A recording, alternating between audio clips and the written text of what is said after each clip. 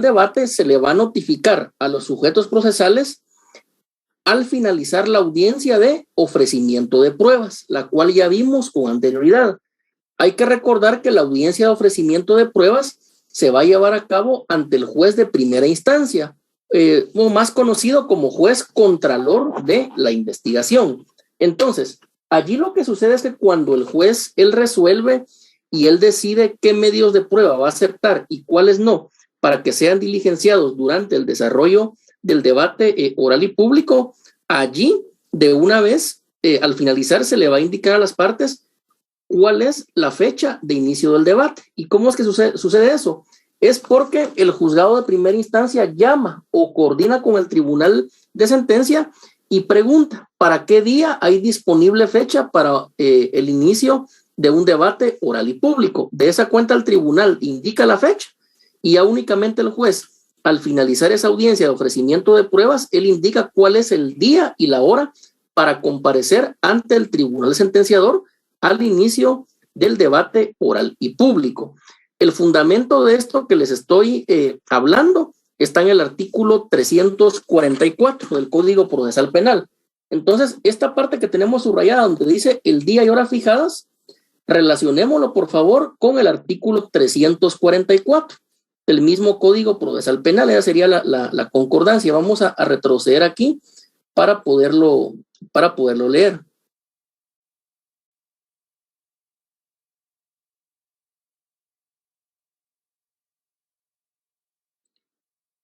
Acá lo tenemos. Es el artículo 344 del Código Procesal Penal, donde indica citación a juicio.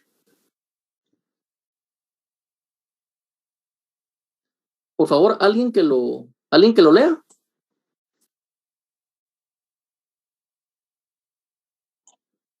Artículo 344, por favor, compañeros. Artículo 344. Citación a juicio. Al dictar el auto que admita o rechace la prueba, previa coordinación con el tribunal de sentencia, el juez señalará día y hora de inicio de la audiencia de juicio, misma que debe realizarse en un plazo no menor de 10 días ni mayor de 15, citando a todos los intervinientes con las prevenciones respectivas. Dentro de los 5 días de fijada la audiencia de juicio, cualquiera de los sujetos procesales puede solicitar audiencia para recusar a uno o más jueces del tribunal, la cual deberá realizarse dentro de los 3 días siguientes a la solicitud. Si alguno de los jueces considera que incurre en motivo de excusa, lo invocará en el mismo plazo. Para el efecto, se convocará a todos los intervinientes. Bien, entonces este es el fundamento legal, el cual nos indica que es el juez de primera instancia al finalizar la audiencia de ofrecimiento de pruebas quien va a indicar el día y hora de inicio del juicio, previa coordinación con el tribunal sentenciador. Ahora vamos a regresar entonces a lo que es el desarrollo del debate oral y público o etapa de juicio. Entonces estábamos acá. Dice el día y hora fijados. Ya indicamos quién es el que le da la fecha al juez de primera instancia y cómo es que se le notifica en esa misma audiencia a las partes. Entonces lo segundo sería esto, que el tribunal se va a constituir en el lugar señalado para la audiencia. El tribunal, recordemos, va a estar integrado, dependiendo del delito, por 3 jueces. Y esa constitución significa que va a llegar a la sala de debates, donde se va a desarrollar el juicio. Es decir, allí el tribunal es cuando hace su entrada, cuando las personas se ponen de pie por respeto, ya sea el tribunal integrado por 3 jueces, o bien ante el juez unipersonal de sentencia. Entonces, esto significa que el tribunal se constituye al lugar señalado para la audiencia. Recordemos que el debate por lo regular va a ser en una sala de audiencias de un tribunal, pero en casos excepcionales, cuando sean muchas las partes procesales o bien se estime una presencia de público muy amplia, se puede hacer en otro salón, en algún lugar previamente indicado por el tribunal. Lo tercero es que el presidente del tribunal va a verificar la presencia de los sujetos procesales. ¿Quiénes son los sujetos procesales? Bueno, primero lo tenemos acá, Ministerio Público. Es decir, qué auxiliar fiscal 2, qué agente fiscal es el que va a representar a la fiscalía durante el desarrollo del juicio.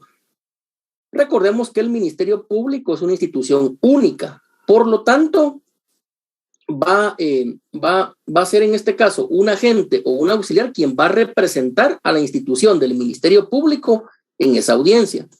También se va a verificar la comparecencia del acusado, es decir, la persona en contra de la cual se ha abierto a juicio el proceso. Y obviamente, si se va a verificar la presencia del acusado, también muy importante es señalar que se va a verificar la comparecencia del abogado defensor. Recordemos que un debate nunca se puede llevar a cabo si no hay un abogado defensor público que asista al acusado, o bien un abogado defensor particular, un abogado en el ejercicio liberal de la profesión, pero tiene que haber allí un abogado.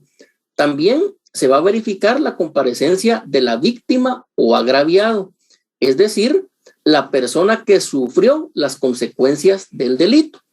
Pero en algunas ocasiones, compañeros, también tenemos que recordar que la víctima o agraviado se ha constituido como querellante adhesivo provisional. Entonces, ahí se va a verificar la comparecencia del querellante adhesivo y de su abogado director. Así se le llama al abogado de los querellantes adhesivos, abogado director.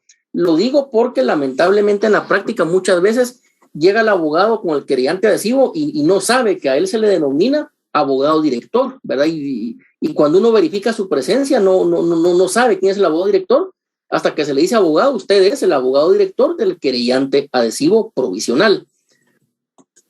Y también indica la ley y de las demás partes que hubieran sido admitidas. Por ejemplo, un tercero civilmente demandado, ¿verdad?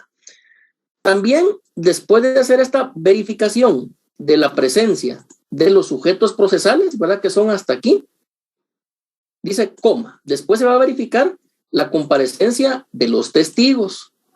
Recordemos que los testigos, ellos no son parte del juicio, ellos son un órgano de prueba.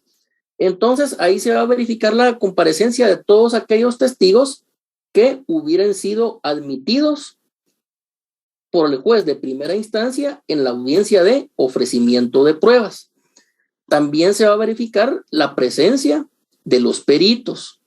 Recordemos que la prueba pericial la va a desarrollar un perito. Por lo regular, en nuestro caso, en un 90% de procesos, los peritos son parte del Instituto Nacional de Ciencias Forenses de Guatemala, conocido como INACIF, ¿verdad? Que actualmente hay un proceso para poder escoger al director del INACIF. También se va a verificar la comparecencia de los intérpretes, si es que es necesario, porque decíamos en la clase anterior que no importa si la persona, su idioma materno es un idioma maya, o es un idioma extranjero, o es idioma de lenguaje de señas, tiene que existir un intérprete que en este caso asista, sobre todo a la persona acusada, pero también el intérprete puede contribuir a interpretar la declaración de algún testigo o algún perito inclusive que no hablen el idioma español. Para esto son los intérpretes, ¿verdad? En un debate puede haber un intérprete de más de un idioma, puede haber un intérprete, por ejemplo, de calchiquel, pero también un intérprete de idioma man, y también puede haber un intérprete de lenguaje de señas para alguna persona que tenga algún padecimiento auditivo. Entonces, reitero, es importante verificar también la presencia de los intérpretes, porque la ley así lo indica. ¿Qué más va a hacer el juez presidente del tribunal? Nótese que primero se constituye en el lugar de la audiencia. Posteriormente verifica la comparecencia de sujetos procesales. Y es después de verificada la comparecencia de los sujetos procesales que el presidente va a declarar abierto el debate. Algunos dicen, ¿verdad? En la práctica es que el juez aperturó el debate, pero la ley dice que lo va a declarar abierto. ¿Por qué hasta este momento el juez va a declarar abierto el debate? Pues muy sencillo, porque, por ejemplo, sin Ministerio Público, sin un representante del Ministerio Público, no puede iniciar el debate. Sin abogado defensor, no puede tampoco iniciar el debate. Si la persona, su idioma materno es distinto al español y no hay un intérprete, tampoco se puede iniciar el debate. Entonces, es hasta después de verificar que por lo menos fiscalía, acusado, defensor e intérprete están presentes, que el presidente del tribunal va a declarar abierto el debate. Y posteriormente a declarar abierto el debate, lo que va a hacer el juez presidente, quien, valga la redundancia, preside el debate, es hacerle la advertencia al acusado. ¿Esa advertencia sobre qué es? Bueno, básicamente es sobre la importancia y el significado de lo que va a suceder. Es decir, el juez presidente, esta advertencia la hace dirigida al acusado, no es dirigida a los abogados, no es dirigida al público, no es dirigida a la prensa, es al acusado. Por eso esta advertencia se tiene que hacer en un idioma claro, sencillo, que la persona lo pueda comprender. Y se le va a indicar primero que el debate es muy importante. ¿Por qué? Porque al final ahí se va a poder establecer si la persona es condenada o es absuelta. Si es condenada, se le va a imponer una pena que podría ser inclusive de muchos años de prisión y una pena de multa. O bien la persona puede ser absuelta y si está detenida se puede ordenar su inmediata libertad. Por ello es que es importante explicarle esto en palabras claras y sencillas, es decir, la importancia y el significado de lo que va a suceder. También al señor acusado se le va a explicar sobre esto, que debe de prestar atención a todo lo que suceda en la audiencia. ¿Por qué? Porque recordemos que al acusado más adelante se le va a dar la oportunidad de declarar. Entonces él tiene que poner atención, tiene que prestar atención, escuchar los argumentos del Ministerio Público, escuchar los argumentos del querellante adhesivo, etcétera, y también de las indicaciones que dé el juez presidente. Por ello, reitero, se le debe indicar que debe de prestar atención. Después que se hace esta advertencia al señor acusado, se le concede la palabra a la parte acusadora y a la defensa. ¿Para qué? Para que brinden sus alegatos de apertura. ¿Qué serán esos alegatos de apertura? Fíjense que en la práctica esto de los debates, esto de los alegatos de apertura ha dado mucho problema, porque el Ministerio Público en algunas ocasiones considera que alegato de apertura es ir a leer todo el escrito de acusación, o por lo menos leer el escrito de acusación en su parte conducente de la relación clara, precisa y circunstanciada del hecho que se le atribuye al acusado. Sin embargo, ello no es un alegato de apertura. También la defensa técnica en ese alegato de apertura no va a ir a leer un gran memorial o un gran escrito. Muchas veces inclusive el abogado ni leer bien puede, entonces no se entiende, se vuelve eso tedioso o engorroso. Entonces, reitero, los alegatos de apertura no es ir a leer documentos. En los alegatos de apertura se debe de aplicar o de practicar lo que es la oratoria forense, es decir, el abogado se debe saber dar a entender. En este orden de ideas, el Ministerio Público, básicamente en los alegatos de apertura, lo que le va a indicar al tribunal qué es lo que pretende probar. Es decir, el fiscal le va a decir al tribunal o al juez unipersonal: señor juez, en este debate se va a probar que el señor fulano de tal con un arma de fuego le dio muerte al señor X, ¿verdad? Es decir, esos son los alegatos de apertura, indicar qué es lo que va a ir a probar o alguna otra circunstancia que sea importante. Por su parte, la defensa técnica en su alegato de apertura, hay varias técnicas, ¿verdad? Pero lo que va a tratar es desde ya de sembrar la duda en el tribunal, porque recordemos que la duda favorece al sindicado o al acusado. Entonces, el abogado defensor, entre otras cosas, podría decir que con el diligenciamiento de la prueba no va a quedar demostrada la participación del acusado en los hechos que se le atribuyen. Ahí ya va sembrando duda. En algunas ocasiones no, en algunas ocasiones de una vez dicen que con la prueba que el Ministerio Público va a aportar, lejos de que se establezca la culpabilidad de su patrocinado, lo que se va a establecer va a ser su inocencia y por lo tanto que se debe dictar una sentencia de carácter absolutorio. Entonces, esos son los alegatos de apertura, la introducción, lo que los sujetos procesales quieren sembrar en la mente del tribunal o del juez unipersonal de sentencia y que posteriormente van a ir desarrollando durante el desarrollo del juicio. Esto tiene que ser concreto, tiene que ser claro. Estos alegatos de apertura sí son parecidos a los que se ven en las películas estadounidenses. Ahí inicia el juicio y el fiscal dice qué es lo que va a probar, qué es lo que le va a demostrar al tribunal. Y por su parte la defensa técnica lo que va a tratar es por lo menos sembrar la duda en el tribunal o bien de una vez indicar que lo que se va a confirmar va a ser el estado de inocencia de su patrocinado. Entonces, esto en cuanto a los alegatos de apertura. Los alegatos de apertura son ese discurso, esa argumentación que los sujetos procesales le van a dar al tribunal y en este caso va a ser de manera introductoria previo a iniciar con el diligenciamiento de la prueba. Posteriormente a los alegatos de apertura, ¿qué es lo que sigue? Bueno, sigue la posibilidad que tienen las partes de presentar incidentes. Esta sería la siguiente fase o el siguiente paso de ese debate oral y público. La posibilidad o la oportunidad que se le da a las partes de plantear incidentes. Por favor, alguien que lea acá el artículo 369 que tenemos en pantalla subrayado. Artículo 369, incidentes.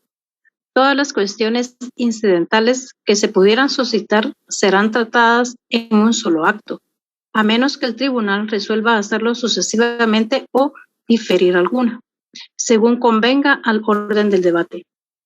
En la discusión de las cuestiones incidentales se les concederá la palabra de única vez por el tiempo que establezca el presidente, al Ministerio Público, al defensor y a los abogados de las demás partes.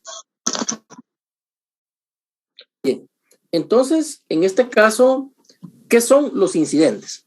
Acá, como su nombre lo indica, los incidentes son cuestiones incidentales o accesorias a lo principal. En este caso, lo principal para el Ministerio Público es demostrar la acusación y que la persona sea condenada. Para la defensa técnica, el argumento principal va a ser que sea absuelto su patrocinado. Entonces, en esta fase, acá se pueden presentar incidentes. Recordemos nosotros otras clases de proceso. Por ejemplo, en un proceso civil se pueden presentar incidentes. En uno penal también se pueden plantear, por ejemplo, excepciones. Entonces, en este caso, aquí hablamos de las cuestiones incidentales. Fíjense que acá algo muy importante es que estos incidentes son innominados, es decir, que no tienen un nombre. No existe una lista en el Código Procesal Penal que digan usted puede, durante el desarrollo del juicio, presentar estos incidentes. No, aquí es abierto. Aquí lo va a dejar a la creatividad o al conocimiento que tenga cada abogado o que tenga cada fiscal. Entonces, ¿cuáles son las cuestiones incidentales? Bueno, pueden ser varias. En la práctica, algunos abogados plantean algunos incidentes bastante novedosos, pero también bastantes falaces, porque lo que tratan es de engañar al juez unipersonal o engañar al tribunal. También el Ministerio Público a veces incurre en ese tipo de argumentación, ¿vale? Porque todos somos humanos, podemos tener errores. Entonces, estos son los incidentes, el planteamiento de cuestiones incidentales. En ese momento, en la práctica lo que se hace es que el presidente del tribunal pregunta, bueno, fiscal, ¿tiene incidentes que presentar? No, señor juez. Abogado director, ¿tiene incidentes que presentar? No, señor juez. Abogado defensor, ¿tiene incidentes que presentar? Sí, señor juez. Bueno, entonces se le da la palabra para que le indique cuál es su incidente. Por lo regular, los abogados defensores o quien plantee el incidente le van a dar algún nombre al incidente, ¿verdad? Algunos nombres hasta lo hacen muy bonitos o tratan de impactar, ¿verdad? Por ejemplo, un abogado defensor puede decir, yo planteo un incidente de falta de elementos constitutivos del tipo penal, ¿verdad? O yo presento un incidente de falta de prueba suficiente, o yo presento incidente de error anulativo del escrito de acusación, etc. Acá lo importante es que él pueda hablar, que él pueda interponer el incidente y posteriormente, ¿qué es lo que se va a hacer?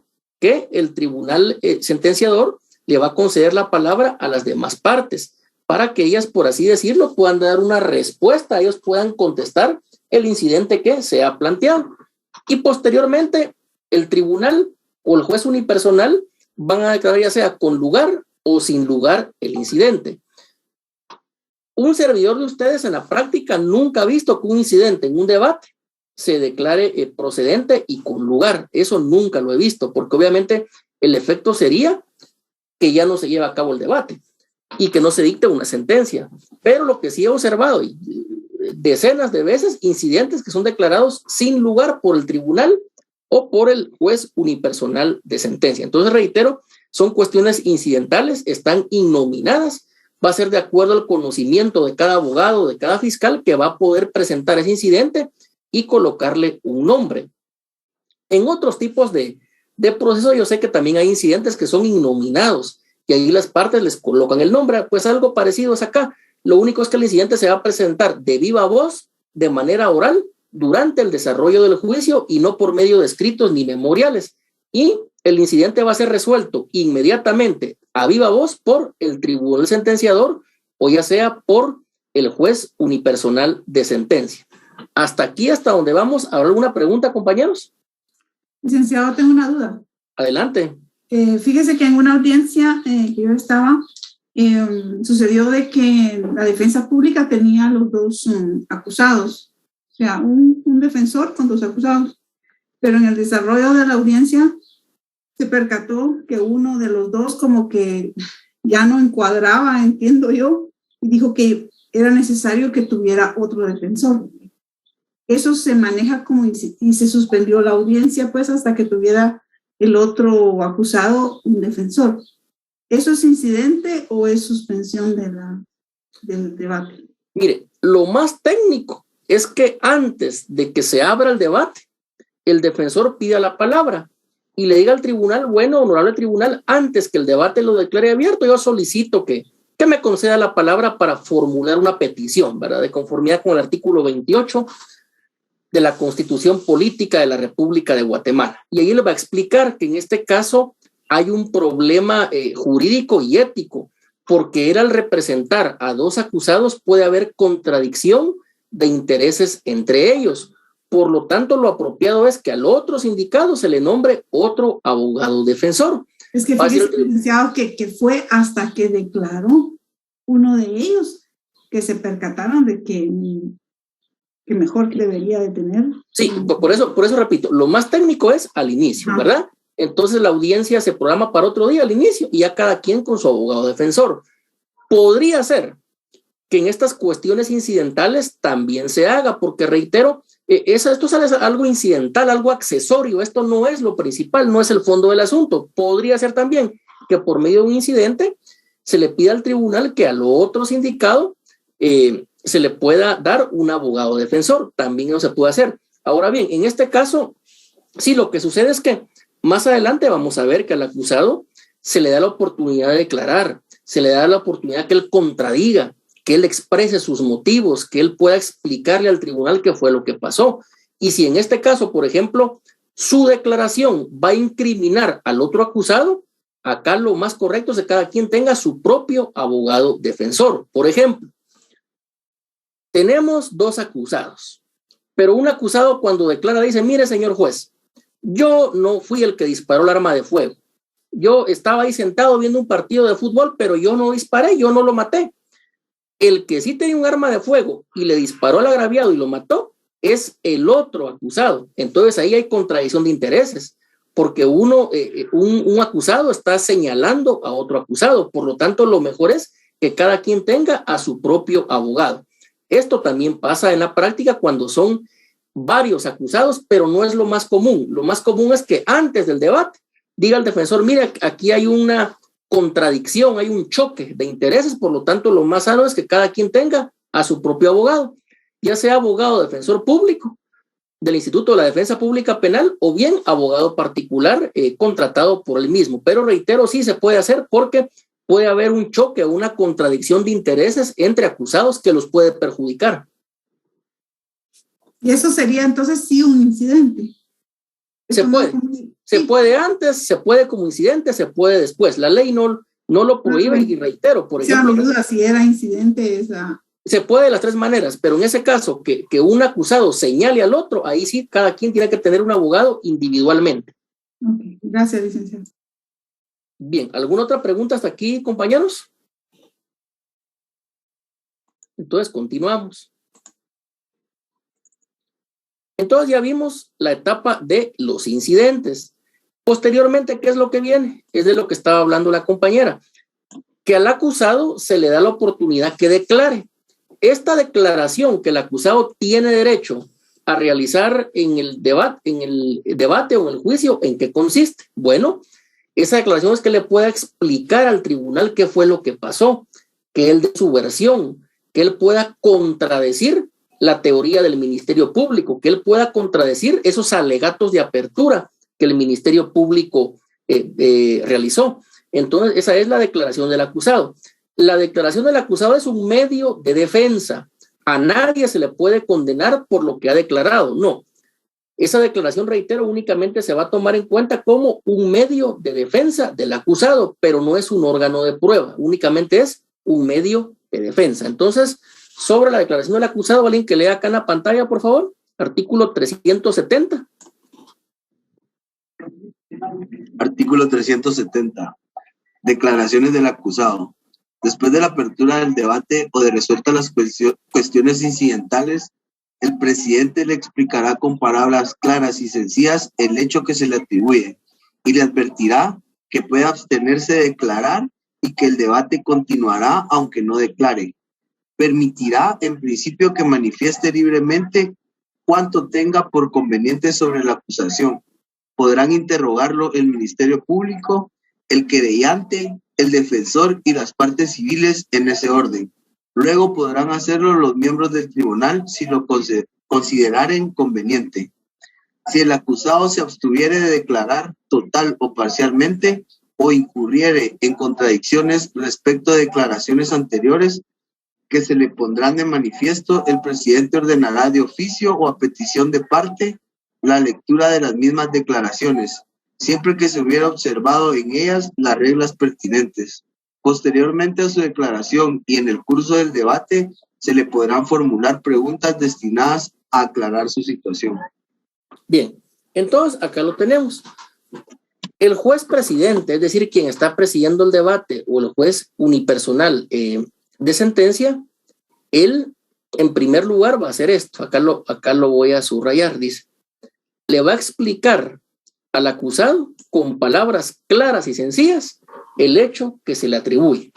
Ahí se le va a decir, mire, señor acusado, a usted de lo que lo están señalando es que usted robó un vehículo que se encontraba en el parqueo de un centro comercial estacionado y usted se lo llevó. Posteriormente ese vehículo le fue incautado en su casa, robo agravado. O se le va a decir, mire, señor acusado, a usted lo que se le atribuye es que usted falsificó una escritura pública y por lo tanto usted pretendió desapoderar a su abuelito de un terreno en Escuintla. Es decir, con palabras claras y sencillas, ¿qué es lo que según el Ministerio Público hizo el acusado? Posteriormente, el juez le va a advertir que él puede abstenerse de declarar. Es decir, si él quiere, declara, si no quiere, no declara. Y esto no puede ser utilizado en su perjuicio de ninguna manera. No puede ser obligado a declarar porque, reitero, la declaración es un medio de defensa, no es un órgano de prueba.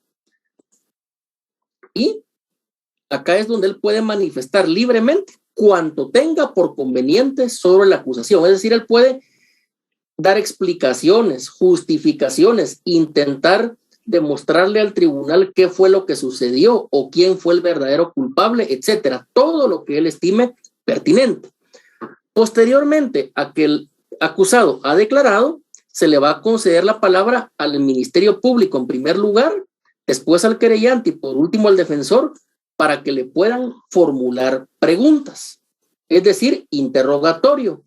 Pero también hay que recordar que si el acusado no quiere contestar preguntas o interrogatorio, no se le puede obligar.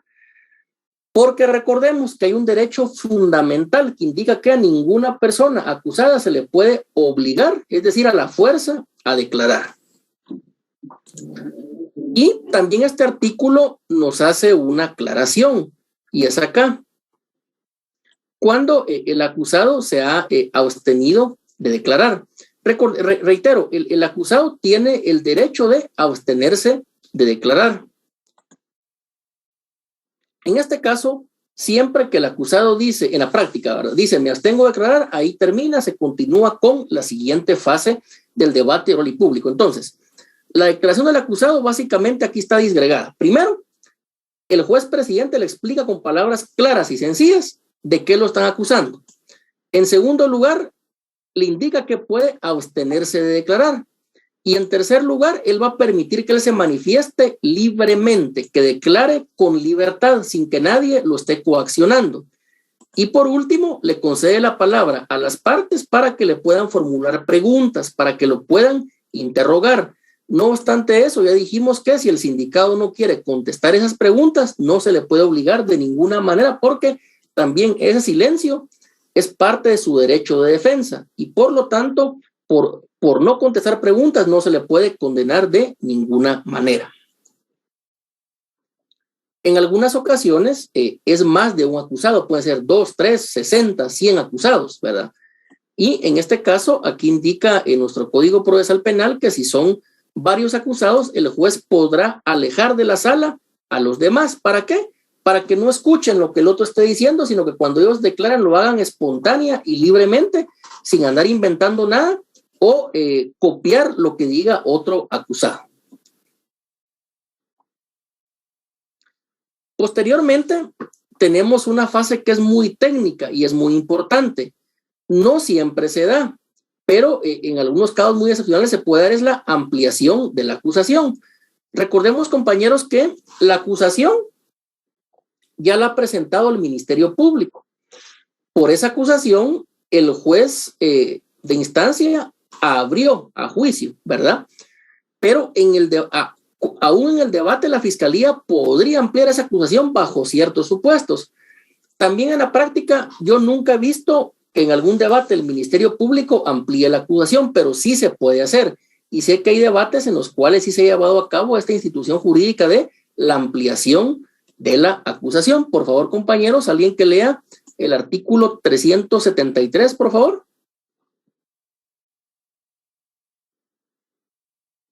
Artículo 373. Ampliación de la acusación. Durante el debate, el Ministerio Público podrá ampliar la acusación por incluso de un nuevo hecho a una nueva circunstancia que no hubiera sido mencionado en la acusación o en el auto de apertura del juicio y que modificare la calificación legal o la pena del mismo hecho objeto del debate o integrare la continuación delictiva. En tal caso, con relación a los hechos o circunstancias atribuidos en la ampliación, el presidente procederá a recibir nueva declaración al acusado e informará a las partes que tienen derecho a pedir la suspensión del debate para ofrecer nuevas pruebas o preparar su intervención. Cuando este derecho sea ejercido, el tribunal suspenderá el debate por un plazo que fijará prudencialmente, según la naturaleza de los hechos y la necesidad de la defensa. Los hechos o circunstancias sobre los cuales verse la ampliación quedarán comprendidos en la imputación. Bien, entonces, compañeros, reitero, esta ampliación de la acusación es una facultad que tiene el Ministerio Público. Es decir, que hay alguna nueva circunstancia o algún elemento que en este caso agraven la situación del hecho que supuestamente cometió el acusado. Bueno, en estos casos existe una ampliación de la acusación. Pero cuando el Ministerio Público amplía la acusación, hay que dar un tiempo prudencial para que la defensa técnica prepare sus medios de defensa para poder, valga la redundancia, objetar o defenderse de esta ampliación de la acusación.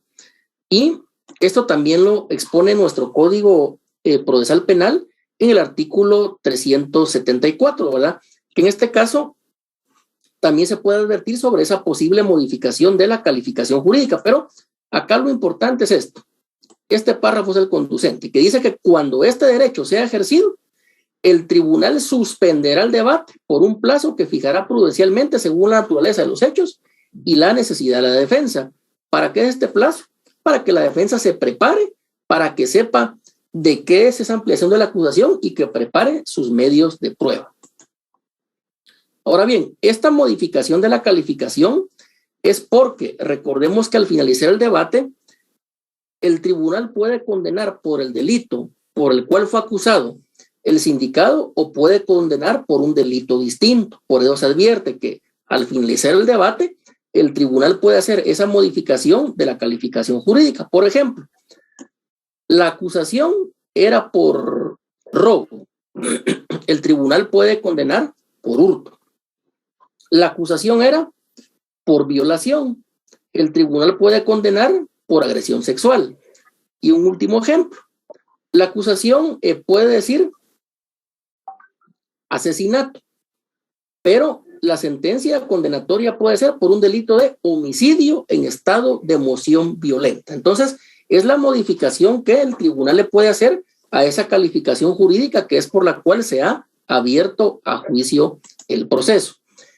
Entonces, compañeros, hasta acá algo muy importante. Creo que no lo tenía en pantalla, lo voy a colocar otra vez. Acá está. Es el artículo 374, es la modificación de la calificación jurídica. Ahora bien, hasta acá hemos visto, por así decirlo, toda esa fase introductoria, toda esa fase donde nace el juicio, donde nace el debate oral y público, pero aún no hemos llegado a la esencia, quizás a lo más importante del debate oral y público. ¿Cuál es? El diligenciamiento de los medios de prueba. Recordemos que al final una persona va a ser condenada por los medios de prueba que hayan, o bien va a ser absuelta por la falta de medios de prueba idóneos. Pero, reitero, todo lo que vamos acá, todas estas fases o etapas, que ya más adelante también vamos a mandar un diagrama, un flujograma de cómo es el debate, esta es una parte introductoria. Solo previo a ello, Edgar pide la palabra. Adelante. Gracias, licenciado. Buenas noches. No pregunté en su momento cuando estaba viendo los incidentes, que hasta ahorita me surgió la duda, con relación a los hechos notorios. Si eso, hasta el momento del diligenciamiento de la prueba, es que se hace la petición, o no sé cómo es el procedimiento, o si también se plantea como incidente. No, el denominado hecho notorio, que en la práctica así le llaman, se plantea desde los alegatos de apertura. De una vez se le dice al tribunal: mire, tribunal, si ustedes son del criterio que llevemos esto por la vía del hecho de notorio, llevémosla. El sindicado, él acepta su culpabilidad, va a ser una pena mínima, conmutable, llevémoslo. Pero es desde el inicio, ya a incidentes ya no se llega con esa cuestión. Gracias. Bien, entonces les decía, esa es la parte introductoria. Ya dijimos primero la apertura, pero que esta apertura tiene ciertas fases, ¿verdad? Cuando, por ejemplo, se va a verificar la comparecencia de las partes. Acá muy importante la apertura es que se declara abierto el debate oral y público. Posteriormente, se le va a conceder la palabra a las partes para que hagan sus alegatos de apertura. Lo siguiente es concederle la palabra a los sujetos procesales para que indiquen si van o no van a plantear incidentes, que son esas cuestiones incidentales que ya dijimos que son accesorias a lo principal. Posteriormente vendría lo relativo a la declaración de la persona acusada, pero también esa declaración tiene ciertos momentos, porque dijimos que el juez le va a explicar al señor acusado con palabras claras y sencillas el hecho que se le atribuye, es decir, de qué lo están acusando. También le tiene que indicar que él tiene el derecho de abstenerse de declarar, es lo que vamos aquí subrayando en pantalla. Y posteriormente dijimos que se le va a dar la palabra para que él manifieste libremente lo que tenga a bien exponer. Y posteriormente se le va a conceder la palabra a los sujetos procesales para que puedan interrogarlo, es decir, hacerle preguntas. Si el acusado no quiere responder preguntas, pues obviamente tampoco se le puede obligar porque es un derecho constitucional que tiene la persona acusada. Posteriormente también dijimos que se va a conceder la palabra a la fiscalía y se le va a indicar si va o no va a ampliar la acusación. Pero si el tribunal acepta la ampliación de la acusación, entonces el tribunal va a suspender el debate y va a fijar un plazo para que la defensa técnica prepare su defensa, valga la redundancia, por esa ampliación de acusación. Posteriormente, siempre en esta parte introductoria de lo que es el debate oral y público, hablamos también que en este caso se les va a indicar a las partes sobre la posible modificación de la calificación jurídica al finalizar el debate oral y público. Entonces, compañeros, todos estos actos, todas estas fases del debate oral y público o de la etapa de juicio son actos introductorios, es al inicio del debate. Inician aquí en el artículo 368 del Código Procesal Penal y finalizarían acá en el artículo 374. Ellos son los actos o las fases que el tribunal debe cumplir para que el debate se lleve a cabo respetando el debido proceso, es decir, que se respete el protocolo o el rito procesal que debe de ser observado en todo momento.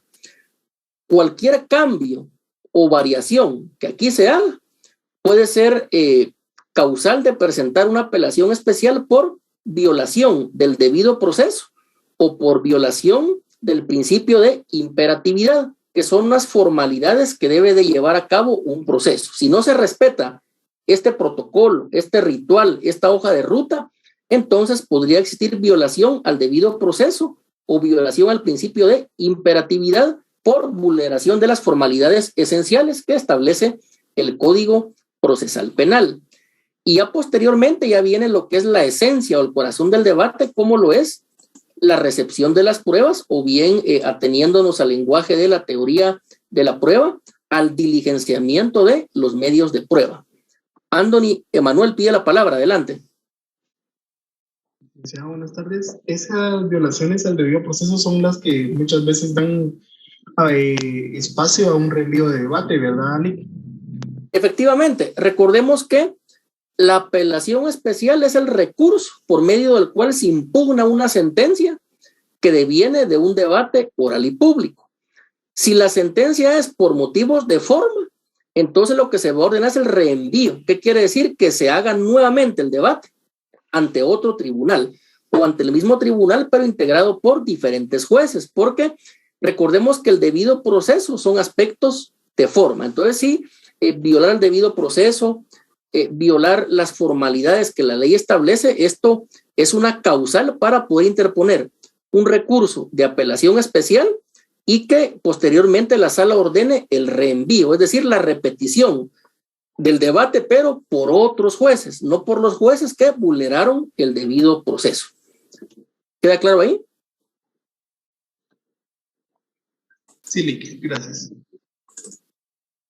Bien, entonces reitero, toda esta es la fase introductoria, los actos introductorios que todo tribunal debe de observar estrictamente, que los debe cumplir al pie de la letra como que fueran un mapa, unas coordenadas o bien una hoja de ruta, porque es lo que literal y expresamente establece el Código Procesal Penal. Se le llaman formalidades, pero ustedes, compañeros, ya se dieron cuenta que no tiene formalismos excesivos o ritualismos excesivos, no. Se llaman formalidades porque son actos o son etapas que se tienen que ir cumpliendo durante el desarrollo del juicio de manera obligatoria, pero esto está desprovisto de formalismos, de ritualismos, de memoriales escritos o bien de ciertos actos que van más allá de la razón. No, es de una manera lógica, sencilla y clara, pero se debe de cumplir con cada uno de estos actos previo a llegar a lo que es el diligenciamiento de las pruebas. Entonces, ya en cuanto a recepción de pruebas, que tal y como digo sería el corazón o el núcleo del debate oral y público, solo levanta la mano Mildred, adelante. Licenciado, tengo dos consultas. La primera, cuando declara el acusado puede declarar en cualquier momento del proceso o solo al inicio. Sí se puede. Él puede declarar 2 o 3 veces en cualquier parte del juicio, pero digamos que su oportunidad principal, la primera oportunidad que le da al tribunal que declare es esta, al inicio del debate, pero después también lo puede hacer. Lo otro es en cuanto a la ampliación de la acusación. Igual yo vi un juicio donde inició el Ministerio Público diciendo que el delito por el que habían puesto que habían definido en la acusación era lesiones graves, pero la persona por esa lesión perdió el sentido del oído, y entonces lo iban a modificar a lesiones gravísimas. Eso también es parte de la ampliación de la acusación, pues, porque yo veo que aquí dice que modificar la calificación legal, pero no sé, usted me dirá. Sí, ese es un ejemplo, porque en este caso a lo mejor él estaba acusado de lesiones graves y ahora es por lesiones gravísimas. Entonces ese es un ejemplo de lo que se podría tratar en la fase de ampliación de acusación. Gracias, licenciado. A ver, pide nuevamente la palabra Anthony Emanuel.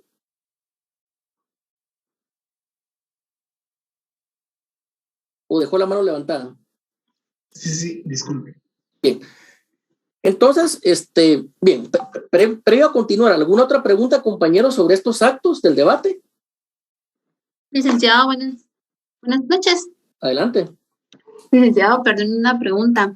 Usted estaba hablando ahorita lo que la compañera Milo le estaba comentando sobre la ampliación de la demanda. En este caso, cuando el Ministerio Público cambia la calificación jurídica del delito, en este caso sería una acusación alternativa, ¿no? ¿O ya es muy distinto? No, es distinto. Solo una explicación en primer lugar. No es ampliación de la demanda porque no estamos en procesal civil y mercantil, es ampliación de la acusación porque estamos en penal. En segundo lugar, es distinta la ampliación de la acusación a lo que es la acusación alternativa, porque la acusación alternativa, esa sí ya va en el escrito de acusación y el juez en la etapa intermedia, él resuelve si acepta o no acepta la acusación alternativa, pero la acusación alternativa siempre va a ser por un delito menor. Es decir, acusación principal, asesinato. Acusación alternativa, homicidio. Acusación principal, violación agravada. Acusación alternativa, agresión sexual. Por ejemplo, acusación principal, delito de femicidio consumado. Acusación alternativa podría ser un delito de homicidio, etcétera. Pero reitero, la acusación alternativa siempre va a ser por un delito que tenga una pena menor, por hechos menos graves. Miren, esto es tan importante porque lamentablemente el Ministerio Público, lo digo académicamente y con el respeto que merece el Ministerio Público, aún presenta acusaciones por delitos más graves. Eso es antitécnico, es antijurídico. Hasta la Corte Interamericana de Derechos Humanos ha dicho en sus fallos que eso no es legal y tampoco es justo. ¿Cómo va a ser que a una persona la acusen?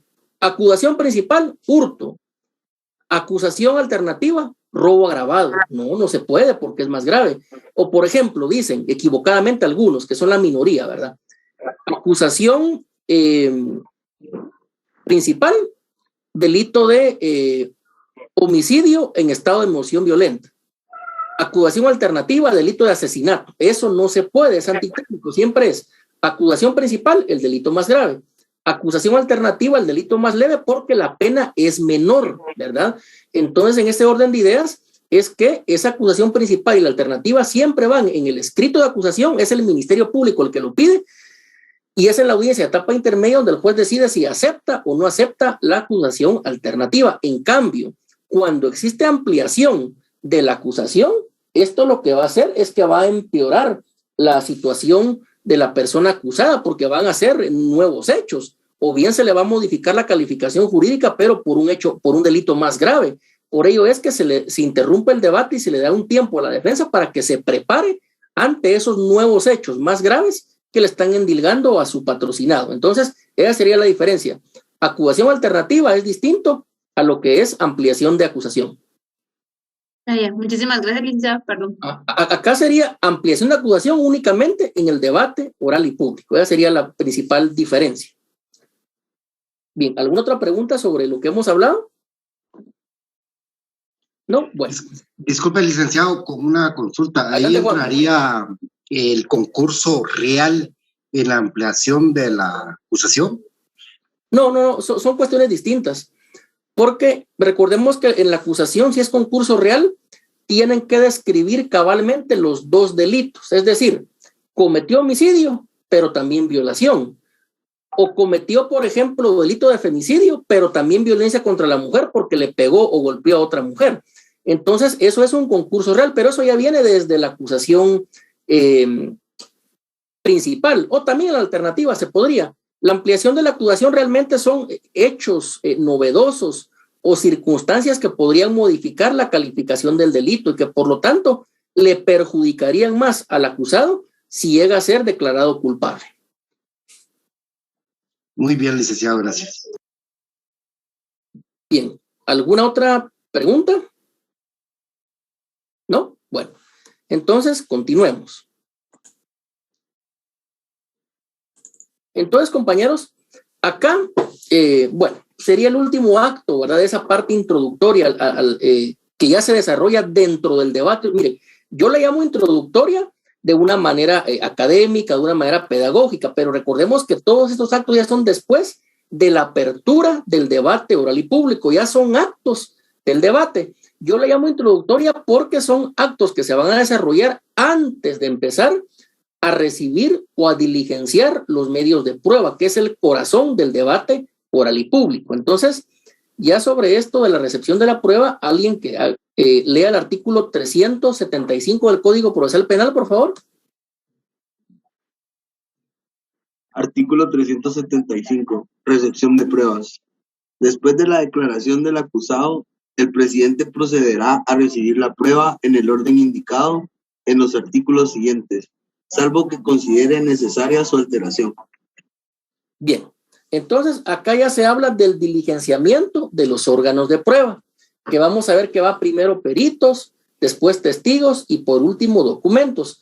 Pero como esto ya es la esencia, el corazón del debate oral y público, vamos a realizar una sesión virtual, una clase únicamente para ello. ¿Cómo se diligencian los peritos? ¿Cómo se diligencian los testigos? ¿Cómo se diligencian los documentos? O bien la prueba científica o la prueba material que está tan de moda. Entonces, por el día de hoy vamos a terminar ahí. En la siguiente clase vamos a desarrollar lo que es el diligenciamiento de los órganos de prueba. Entonces, por el día de hoy, compañeros, finalizamos allí la clase. Que tengan todos una buena tarde. Gracias.